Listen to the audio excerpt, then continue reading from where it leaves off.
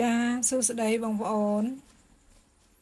វីដេអូនេះខ្ញុំមកបង្ហាញពីរបៀបដេរវ៉ាល់ដាក់លើអាវណាបងប្អូនហ្នឹងហើយវ៉ាល់នេះយើងមិនកាត់ជាវ៉ាល់ទេយើងបង្រួញដាក់ដោយសារវីដេអូមុនខ្ញុំបង្ហាញអាវម៉ូដនឹងដែរប៉ុន្តែខ្ញុំបង្ហាញលើ chip please ស្មាដល់អញ្ចឹងបងប្អូនគាត់ឃើញខ្ញុំដេរម៉ូដនឹងមានជើងចង្កេះម៉ូដអញ្ចឹងគាត់สนំពរឲ្យខ្ញុំជួយបង្ហាញពីរបៀបដាក់វ៉ាល់ចង្កេះឥឡូវខ្ញុំធ្វើអាវនឹងមួយទៀតរបៀបនឹងដែរឥឡូវខ្ញុំបង្ហាញបងប្អូនអឺពីរបៀបដេរចឹងវិធីងាយបងប្អូនកាត់រងជើងមកហើយយើងវាស់ជុំវិញចង្កេះយើងតើយើងចង់ដាក់ពីត្រឹមណាមកត្រឹមណាយើងវាស់ប្រមាណដេរយើងដើម្បីសល់មករួញប្រមាណដាក់ទៅឲ្យឃើញស្អាតណាបងប្អូនអញ្ចឹងយើងដេរយើងបត់ជើងវាស្អាតមកយើងបត់រងជើងហ្នឹងមើលត្រឹមណាស្អាតយើងបត់មកយើងយកទៅអ៊ុតឲ្យហើយស្អាតមកយើងយកមកពង្រួញហើយយើងយកទៅដាក់លើអាវយើងមកបងប្អូនអាវយើងដាក់ពីត្រឹមណាមកត្រឹមណាដើម្បីបង្រួញទៅឃើញស្អាតអញ្ចឹងមុននឹងកាត់ហ្នឹងគឺខ្ញុំវាស់រួចរាល់ហើយអញ្ចឹងប្រវែងចង្កេះដែលយើងត្រូវដាក់ហ្នឹងឧទាហរណ៍30លេខយើងដាក់ដល់40ឬក៏40ជាងអញ្ចឹងបងប្អូនដើម្បីបង្រួញមកវាល្មមវាអត់ក្រាស់ពេកវាអត់ស្ដើងពេករួចហើយបានយើងដេ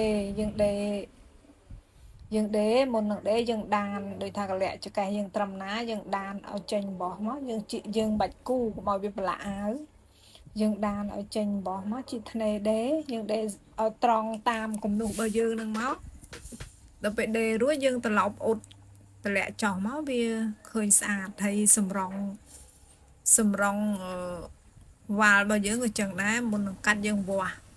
ពីចំណុចណាដល់ចំណុចណាដើម្បីដាក់ទៅឲ្យត្រូវហើយយើងទុកធ្នេប្រមាណដេររួចឲ្យស្មើមួយតួអាវចឹងណាបងប្អូន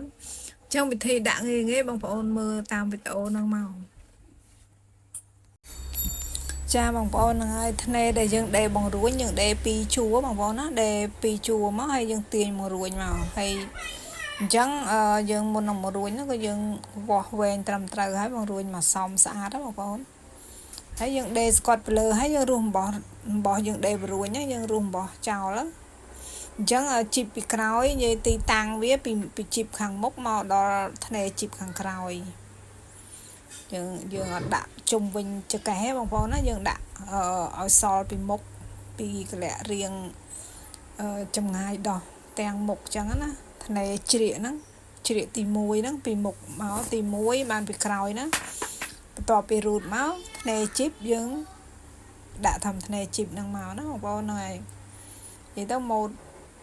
ហ្នឹងយើងអត់ដាក់ជុំវិញទេនេះមើលសកម្មភាពដេររួចចាបងប្អូនឥឡូវវីដេអូមានតែប៉ុណ្្នឹងទេរួចរាល់ហើយបងប្អូនចាអរគុណជម្រាបលាជួបគ្នាវីដេអូក្រោយ